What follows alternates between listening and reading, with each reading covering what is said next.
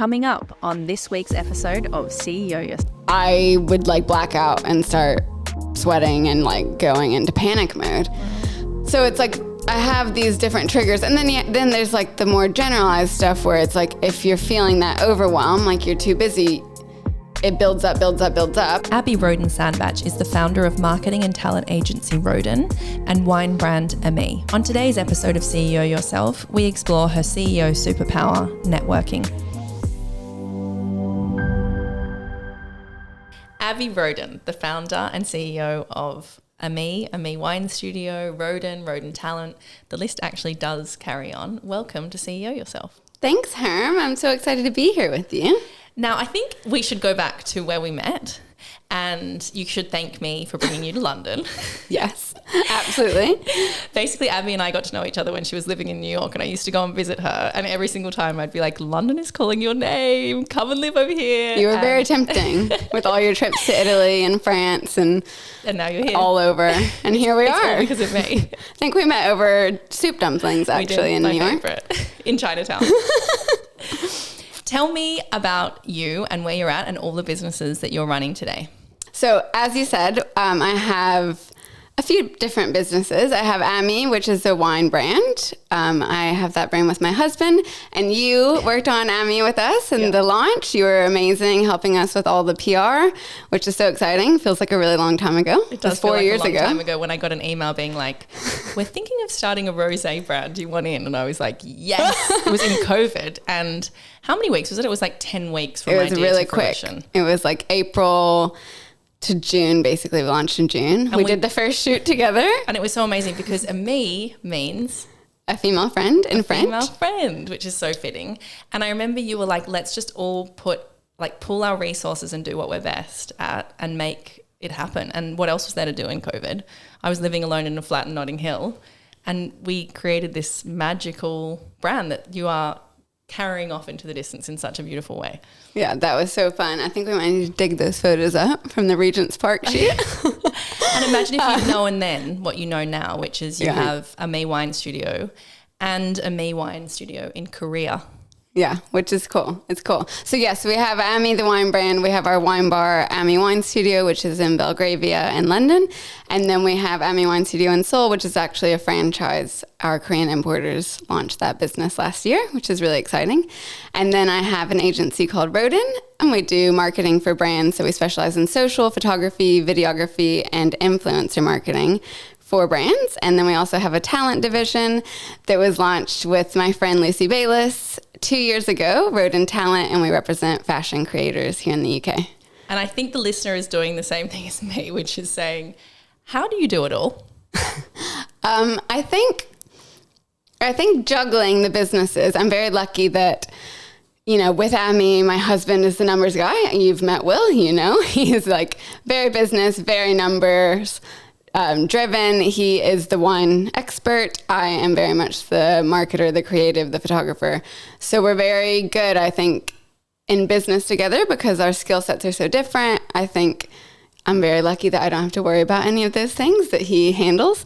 And then I think our team as well, you know, it's so nice to have a team that you trust and that you can work with and kind of, trust to just run with things and not have to worry about them too much. And we've worked together in so many ways over the years. We didn't just work on Abbie together in the early days. We have worked on clients together at Roden. You've worked on my businesses as Roden being our agency. You've represented me at Roden Talent. We've done it all and every which way for each other and together. And you're such an incredible powerhouse. You always show up with a smile. And we'll loop back to your positivity. But just on that quickly. Yeah. So I need 2 girls when I moved to London. And one was you. And it was like, I moved here from New York. I didn't really know anybody in this kind of industry world that we're in. And you had me on a photo shoot my second day in London. And you've helped me so much with so many amazing connections and jobs and clients and just like friendships. So thank you. Oh, that's so kind of you to say, because that leads me into your CEO superpower that you chose, which was networking. Yeah. Which I'm so excited to deep dive with you because I agree it is pivotal to any success in business and life. You even met your husband through networking. And I feel like networking historically has maybe had a bit of a negative connotation with you. So I want to deep dive this with you. Why did you choose networking as your CEO superpower? I chose networking because it really has shaped my life, I think. I came from a very small town in Kentucky. I grew up in a place called Owensboro, Kentucky. Most of you listening have probably never heard of it unless you're a Kentucky friend. And it's a really small kind of rural community in Western Kentucky. And I didn't really know many people. And I think I started networking from a young age. I have a stepsister who was living in Lexington, Kentucky, which is a bit of a bigger town or bigger city. And I remember always being on Facebook and like seeing her and all her friends doing all these fun things and like wanting to be a part of something like that. So I think, just becoming close with her friends. And then I ended up moving to Lexington for my last year of high school. Made tons of friends that way. And then I went to college and I saw my sister then in New York, and I wanted to go to New York and be like her in New York and meet new friends and connections that way. So I think meeting people along the way has like kind of gotten me out of that little small town and kind of like driven me forward. And here we are in London. So who would have thought? And you've done it multiple times. You've gone to New York where you knew no one, or you went to Lexington and then you went to New York, and now you've come to London, and you've used your networking skills to build all these massive brands, international brands now. How would you encourage the listener to network? I think it's putting yourself out there. I know maybe that sounds like a little cliche, but it's so true. I think if I think about, being that young girl in Kentucky and not knowing anybody, but I had these big dreams and I wanted to like do amazing things, and I knew I had to meet people to kind of get there. So I think putting yourself out there, asking for coffees, asking people to connect on LinkedIn, even if you don't know them, you can write a little message that says something nice about what they're doing or something you saw them do recently.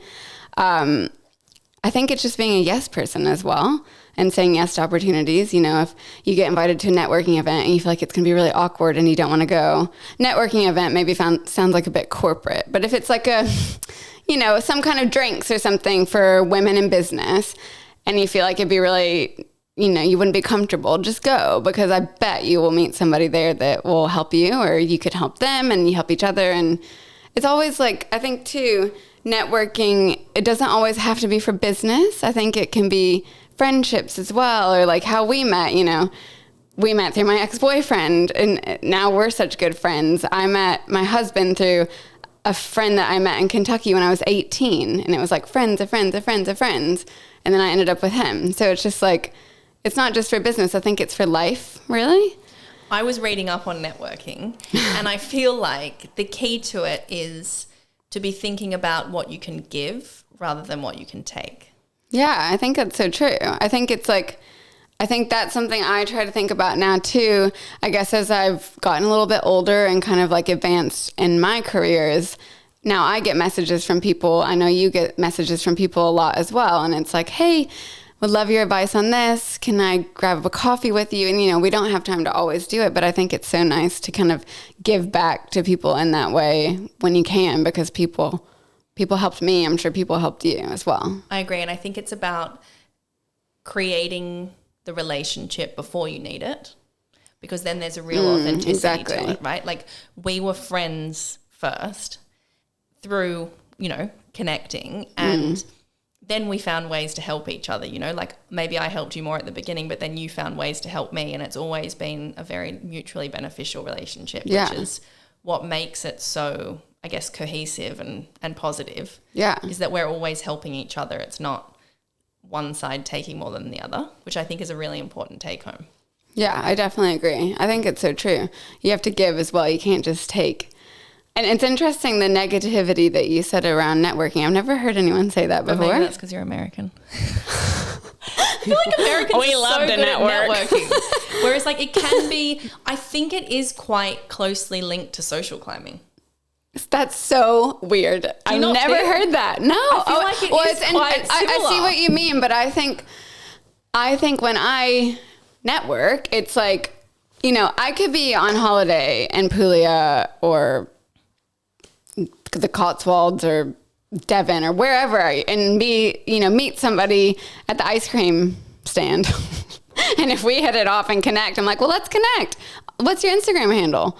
Because you just never know the key in that is, which people need to hear, is you're not looking to network with people who might be able to help you necessarily or who might be able to level you up. Yeah. You are just genuinely interested in people and genuinely interested in like building your community and your network. Yeah. And then who knows, there might be a way in the future that you can collaborate, or they might know someone that knows someone that they connect you with. Yeah. There's an authenticity to it, which I think is an important takeaway. Is like, yeah, you want to go into it with very good intentions. Yeah, I agree. And I think it's like you just never know how somebody might impact your life later. Well, we could never have known eating those soupy dumplings in Chinatown, Yeah, exactly. New York, that we would be so integrated in each other's lives. Yeah, it's wild. And it's like that can happen if you just open it up and kind of put, like, it goes back to putting yourself out there. Like sometimes, it's a little like, especially maybe for people who are not American, because Americans probably don't mind as much, to be like, hey, what's your Instagram? Let's connect. Like, it's a little bit like out there, but I think just do it, because most of the time people will love it. They probably want to connect too. They just feel too awkward to ask.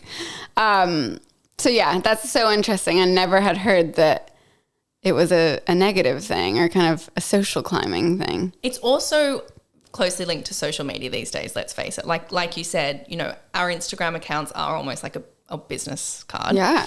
And I meet so many people on social media and connect with people on social media. You know, I had a girl reach out to me this morning with a business idea, like a business that's in fruition that she was interested in me looking at. And we would never have connected if I wasn't on Instagram. You know, it went into my requests even. I just happened to see it. Yeah. How have you used social media to build your network and build the brands? Because I know that you are extraordinary on social media, and I know that there'd be tips and tricks that the listener can take away as to how to build their businesses. We built a me on social media. I know it was a unique moment in time, and it was COVID, and there was a cool story because in the middle of a lockdown, we created a rosé. Yeah. But how can the listener use social media these days where it is quite overwhelming and it is quite flooded? How can people use social media to build their brands? To build brands, I think, first of all, trying to make authentic connections with people. I mean, you and I, when we were doing the Abbie launch, we were both very lucky that we had good kind of network anyways, already kind of in place, which was really helpful. But if you don't have that, I think it's just, you know, presenting your product in a way that that just feels authentic. I think don't copy and paste the same message to the same people. Try to make it, you know, tailored to each person, make it really feel like you want them to try your product. Yeah, I think that's like one of the most important things. I see brands all the time just copy and pasting. Don't even change the name sometimes. It's like, you gotta fix that. So even taking the time to look at the profile. Like if someone writes to me and says, I saw Xanthi just turned 1. Congratulations. I saw you were just here. I feel this dress would be perfect for you to wear on your next trip to the Amalfi or whatever, like where they've looked at my vibe and they've picked up on it, I'm much more likely to respond or engage. Yeah, exactly. Than, as you said, if it's just a copy paste. Yeah, I think for sure. But what about with content? Because you're the content queen. How to build your brand on social media using, you know, content creation. Yeah. I think we'll make sure the content looks good, first of all. I think there are a few, I think obviously Reels we can't ignore. I mean, you've got to be looking at what's happening on there. Every Monday, our team is just looking at what's trending, what's working well, what's maybe not as working as well as it was before. You don't have to have a huge budget to create Reels. A lot of the Reels that work the best are the most authentic ones that are like behind the scenes or people showing off like what they're doing or how they're making this product, or if you're an artist showing the process. You know, like there's so many ways that you can do content like that for free, and you can do it yourself. Just get a good tripod. So I think that is key. I think consistency as well. I think a lot of people maybe think they can just post, you know, here and there. I don't think that works. I also think, and I've been a stickler on this since forever. Your grid does matter. People will tell you that it doesn't, but Everyone it does. says it doesn't matter. Well, that's a lie, because when you land on somebody, if their profile looks not great, you're not going to follow them because it doesn't look great. You know, I see brands all the time that they have so much potential, but it just looks like not very elevated, and it just doesn't make people drawn to it. So it does matter. Obviously, the content behind what's on the grid needs to be amazing and engaging and powerful, but you've got to think about the covers as well, because what people land on is really important. Something you and I have talked about so much offline, which I think it is important to touch on, is the falsehoods of social media, or perhaps the facade of social media. And I have gone there and I have touched on some of what I've dealt with since becoming a mother, and, you know, the place that I was in of, you know, suffering from anxiety for the first time. And I know you've suffered from anxiety for a lot longer than I have. So you're one of the people I went to because I was like, it was so new to me and I didn't know how to manage anxiety because I was so fortunate I'd never experienced it.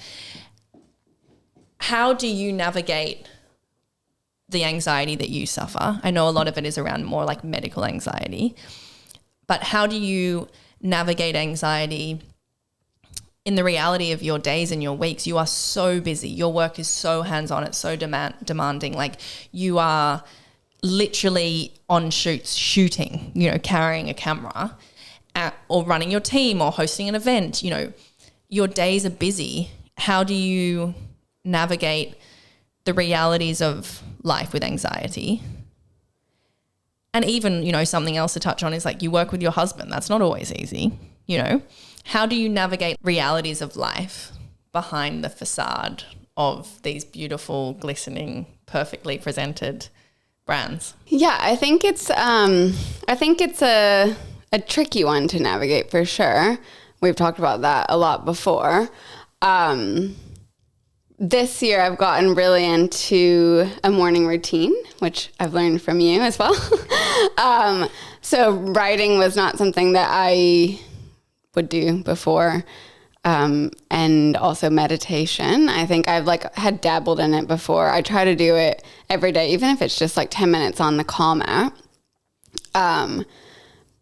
It's really helped my anxiety, I think. But I think my anxiety my whole life has been ups and downs for sure. I go through patches, I say, where it could be really, really bad and I can talk to anybody. I'm not shy. That probably helps with my networking superpower. But I think, I've had 2 patches where I have not been able to even go downstairs and eat dinner with my family because I'm panicking about having a panic attack. So it's crippling. Very crippling, yeah. And those 2 times have been after having panic attacks. Mm-hmm. So hopefully if you're listening, you've never had a panic attack. But if you have, I'm sure you can relate. It's a not very nice feeling. And I think, those 2 kind of patches in my life, it was very debilitating. I felt like, oh my God, how am I going to do any of these things? And the way that I got through them was therapy. I think talking to people and getting tips and tricks is so important. And just kind of working it out. I think, if you're feeling overwhelmed and having a busy schedule and it's go, go, go, go, go, you have to carve time out for you and kind of have some more me time. And that's something else we've talked about together is it's good to say yes for the, opportunities, but also if you're feeling overwhelmed, you need to also know how to say no if it's something that's going to kind of push you overboard, for sure. It's the most important word in the dictionary, I think, is no, and learning your no. And it took me so long. It took me until my 30s to learn to say no. Yeah. I think yes is important too. Yeah. No, but knowing your boundaries, it's so easy to say yes, especially if you're a people pleaser, to say yes to everything and everyone. But actually I've learned it's better to say no up front than to say yes and then you're, chasing this. Yeah, for sure. I think there's a time and a place for a yes and a no. But I think managing anxiety has been, it's horrible. It's awful. I feel like I have triggers and I know them. I'm very medically anxious. So shots, blood work, pap smears, any kind of anything like that, I'm freaking out, hyperventilating. I hate it. And I'm claustrophobic. I got stuck on the subway for 45 minutes in New York. And that was when I lived in New York. and a girl fainted next to me. And that was when I had my first panic attack. And it like completely ruined me, really. Like, I'm so claustrophobic now. Still with the tube here, I can't do it. I have to do the bus or drive. Trains freak me out. Planes also freak me out, but I love traveling, so you have to just figure it out, I guess. Driving, it turned into driving on the interstate, where any 2-lane or 3-lane freeway, motorway, interstate, whatever you call it, I would like black out and start sweating and like going into panic mode. Wow. So it's like I have these different triggers. And then there's like the more generalized stuff where it's like if you're feeling that overwhelm, like you're too busy, it builds up. And I think I've gotten better, knock on wood, at like knowing that feeling so I can kind of bring it back down. But it all has to do with learning tricks at therapy, meditating, breathing. This year I started hypnotherapy. Wow. Which has been interesting. I've just driven on a 2 and a 3-lane road. I drove on the A3 the other day. Well done. Yeah. So I'm it's like, so proud of you. It's good. And it's really something I was like, I don't know how I'll ever do that again. So yeah, I think it's a lot of work. I think this year when I started the morning routine, it was because we had to do IVF. And I think that's something else that maybe, on Instagram or social, going back to social, sharing and not sharing, I haven't shared this publicly. And it's something that we've been dealing with for 2.5 years. And it's something that a lot of people think, as a woman, the pressure's on you. And actually, guess what? 50% of infertility is sperm. So people don't know that, and no one talks about it, and everybody's just always blaming it on the girls. And they rarely test the man up front, do they? They test the woman. It's always like the woman. I mean, of course, as a woman, your age does matter, and I've learned that a lot more going through this process. I've had a lot of friends who've, had to go through it for that reason. But nobody ever talks about how sperm is also something that needs to be checked. Mm-hmm. So yeah, when we finally decided to do IVF this year after lots of time trying to fix things, and, poor Will has had 2 operations, and, but it's okay. I think actually the thing I want to say about IVF is everyone has this negative stigma around it.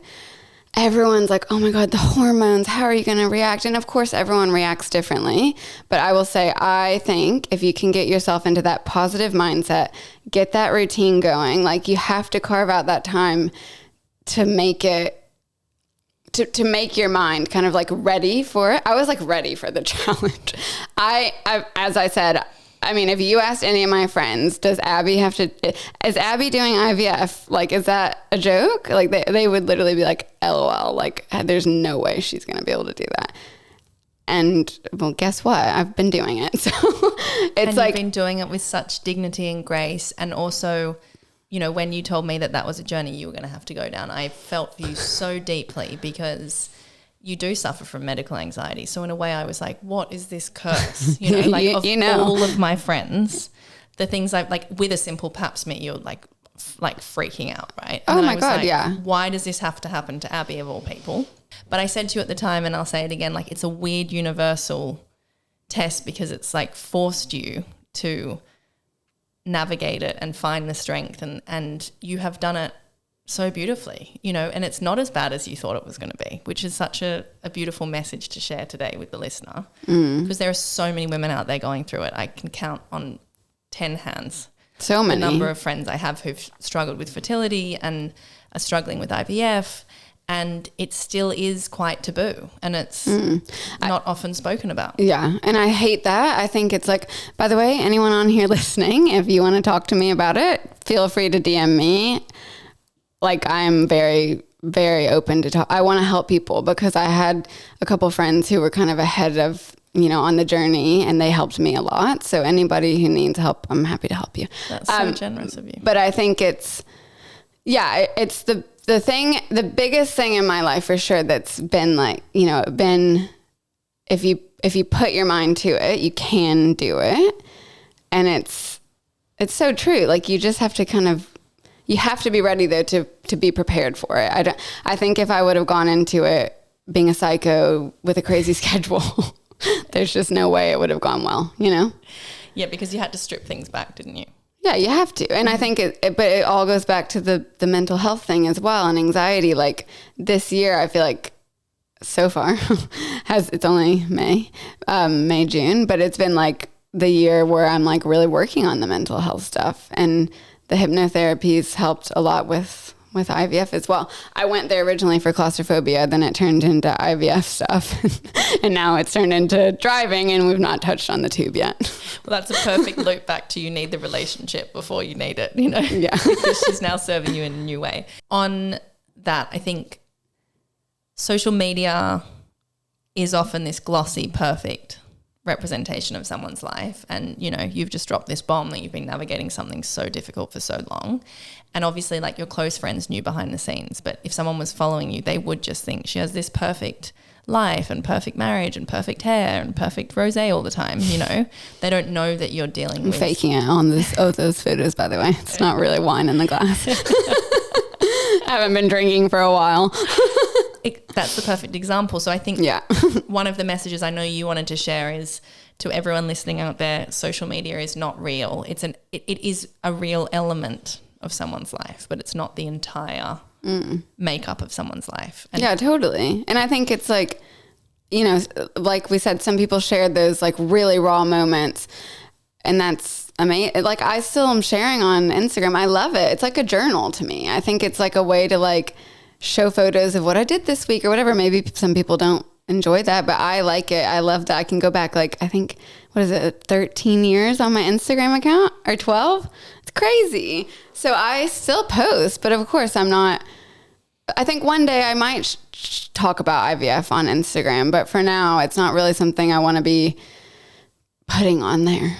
And I think business is the same. I think we see, you know, someone might look at me and see that it's all just perfectly fallen into place. And a big core message that I want to share with the listener on CEO Yourself is that is not the reality. It is not linear. It is this crazy kind of up and down and struggles and highlights, and social media and the business that you see is the highlights reel.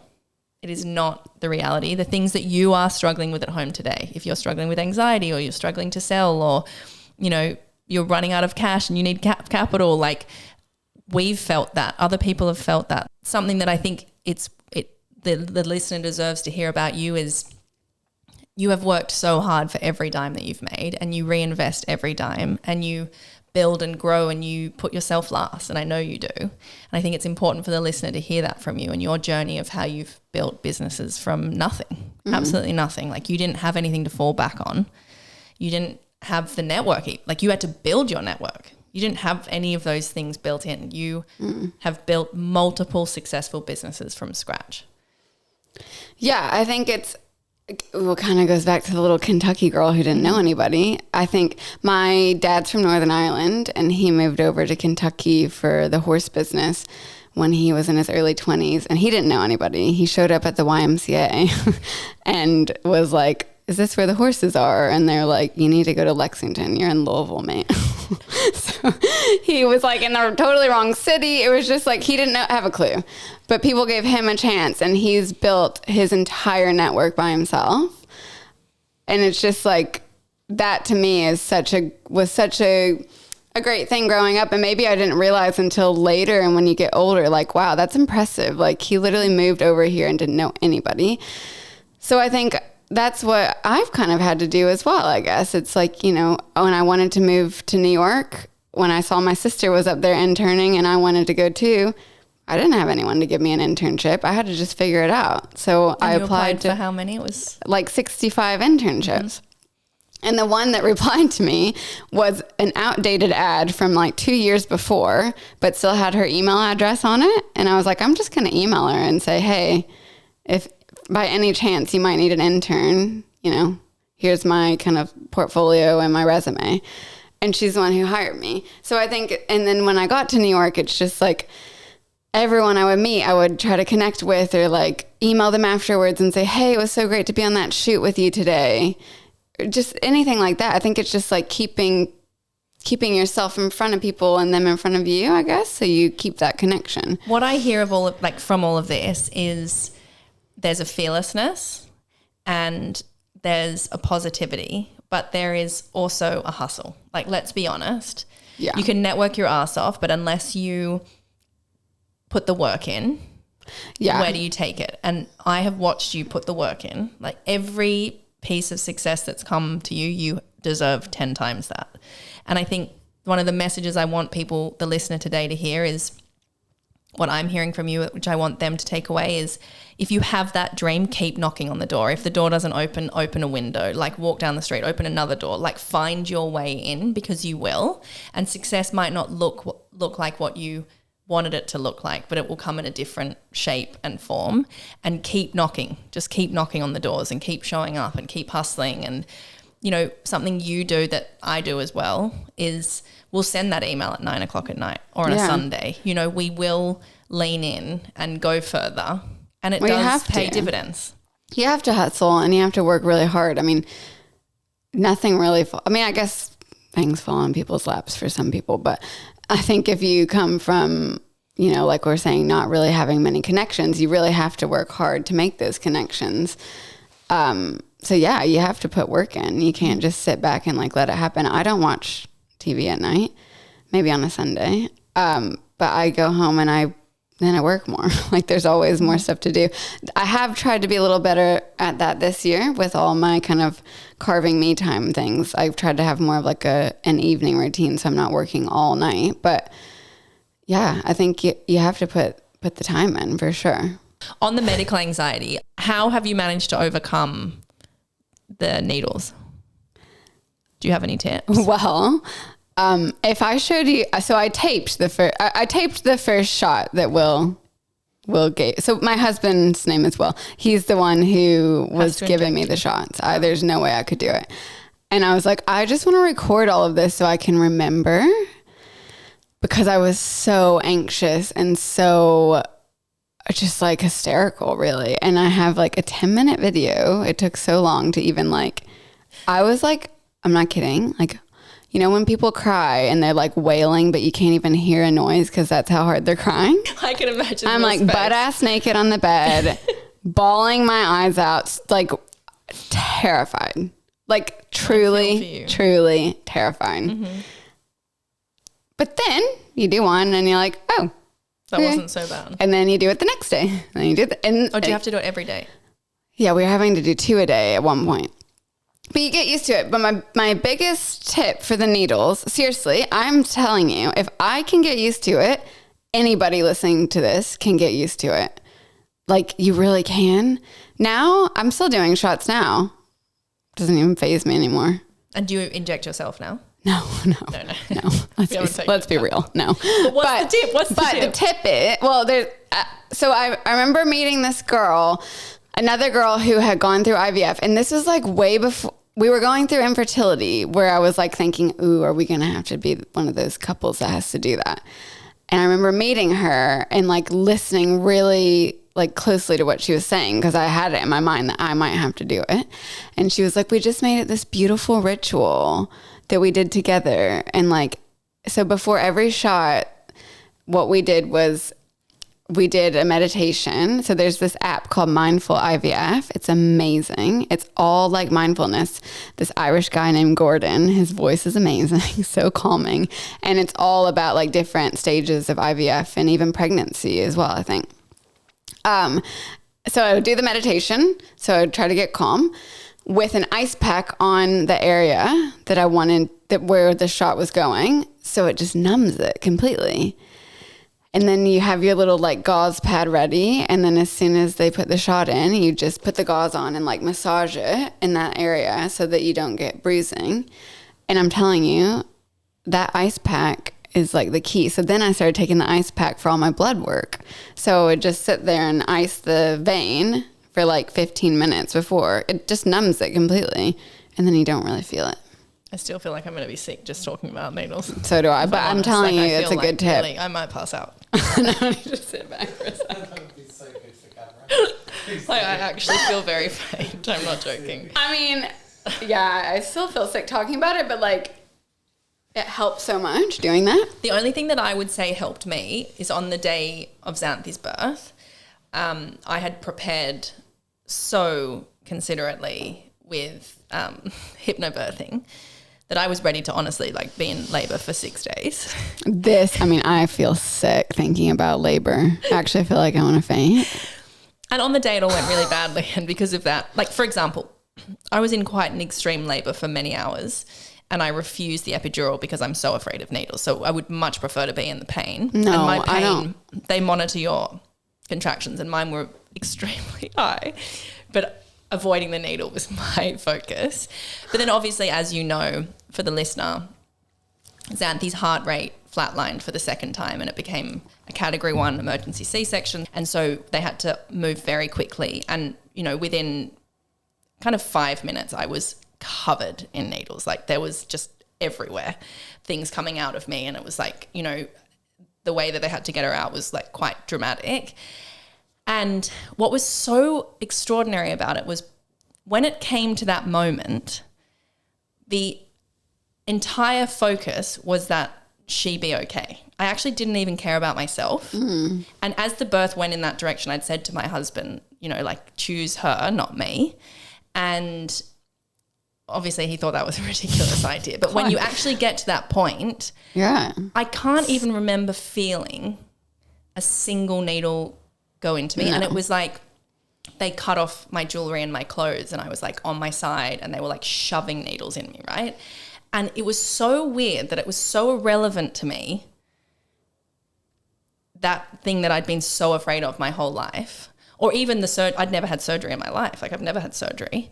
So obviously in that moment, it wasn't how I intended or had hoped that the day would go.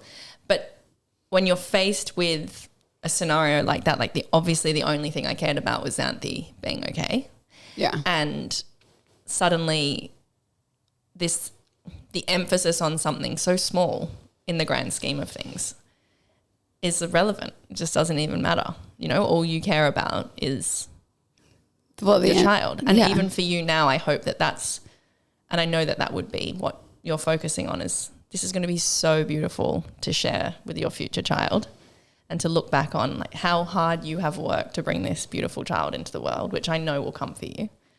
And it's also a beautiful entryway into motherhood because it literally cracks you open in every which way and you can never prepare for it. And I feel as if it's complicated and uneasy and uncomfortable and it's out of your control completely. Yeah, it is. And that's the thing. When you don't have another choice, you just have to do it. Mm-hmm. I kind of think it's like, I have a faith. I believe in God. I like grew up in a Christian home. I feel like it's God's way of being like, LOL, Abbie, like you're scared of labor. We're going to get you to get over that. And you're going to have to do this. And then I've gotten to work on myself kind of by going through it as well. So actually look at it as a really positive thing. I think I've grown a lot this year. And I think there have been a lot of perks of us having to go through this quote unquote journey, as people say. Yeah, me too. I feel the same. I feel as if when God laughs when you're making plans. Yeah. And it's such an incredible journey because you learn so much more about yourself and you're forced into uncomfortable, tricky situations and you're forced to meet a new you who is leveling up all the time. You know, we're here on earth to become the best versions of ourselves and to evolve and to develop our characters and to be thrust into uncomfortable situations to come through them. So yeah. And I think having that faith for me has been like something I've just been like, well, it is what it is. Like I'll get through it and like kind of have like leaned on that, having that faith. And I guess even if you don't have that faith, you have something else that works for you, like leaning on that to kind of get you through things and to guide you through tricky situations and timings in your life. I think it kind of helps because lots of things we can't control. But as always, the beautiful positivity with which you bring to business, you're bringing to the hardships of life. And I hope that resonates with the listener is that we are all navigating so much, and the glossy, aesthetically pleasing feeds are not the truth of what, we're all human. Yeah. And I think people just like taking photos as well. I don't think people should get in trouble for that. I think okay I hate when people Thank you for lightening the mood, because I was literally passing out and crying.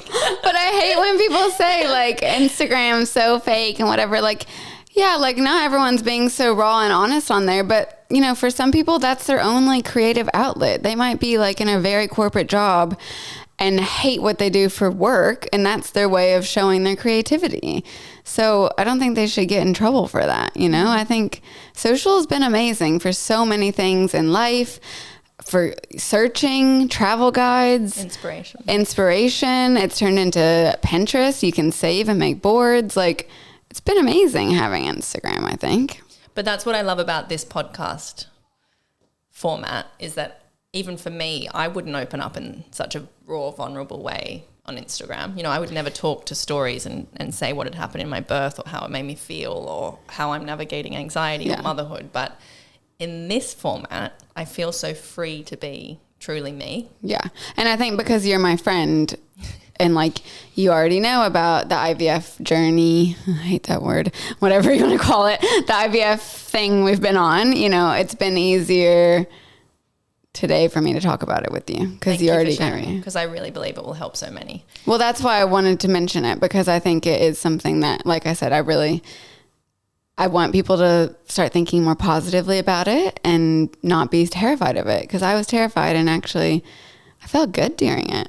And the same for me about my birth. I was always so hesitant to share what had happened, because I think there is a lot of kind of alarmist, scary, fearful content around giving birth. And even for me, where it was the worst case scenario in a lot of ways, it was still beautiful, and she's here and she's thriving, and I am. And, it wasn't the easiest recovery, but, we're here and it's incredible, and we have modern medicine to thank for that. So there was so much beauty in it. And there was also a weird calm stillness, because the focus becomes completely on the birth. So don't be afraid of that scenario if you're like me and you're afraid of needles and surgery and things, because it's okay. Yeah. And it always works out, I think. Yeah. And it's always the end result is what everyone wants. So you don't remember the rest anyways. So we've been through so many different chapters today and gone in all these loops and roundabouts, but Abbie, you are such an inspiration, and thank you for sharing so honestly and in such a real way today. I know that this episode will resonate with so many out there. I literally have goosebumps all over. I feel very proud of you for how you've taken on so much. And I always close with one question, which is, what is your legacy piece of advice, the way you'd want to be remembered? I think for that, I think my legacy piece of advice is to be humble and to be kind. I think, in this crazy world that we live in with all these crazy things and all this inspiration around us, like, you can do so much in life to build your career or your brand or your business or whatever. But I feel like at the end of the day, like the thing that will get you the furthest is just being humble and being kind to people. I think that's also with networking. Being kind is like, you just have to be nice. You have to be nice to people. I think anybody you meet, whether it's a stranger on the street or the elderly person who lives next door to you and doesn't have anyone else to talk to, like just talking to people and showing kindness and asking questions and engaging with them is really, really important. Thank you. And where can the listener find you? Because I know there's many places. We will link all of them, including that IVF meditation app, because I think that's brilliant. Oh yeah, definitely link that. Yeah, I'll link that in the notes. But can you share where can the listener find you? Yes, so I am on Instagram. My personal handle is Abbie Roden, AbbieRoden. And Ammie, our wine brand, is Drink Ammie. And Roden is at Roden, Roden. Brilliant. Thank you for being on CEO Yourself today, Abbie. Thank you, Herm. Thanks for having me. It would mean the world to me if you would share today's episode with someone you feel would enjoy it. And don't forget to hit subscribe, like, and leave a comment.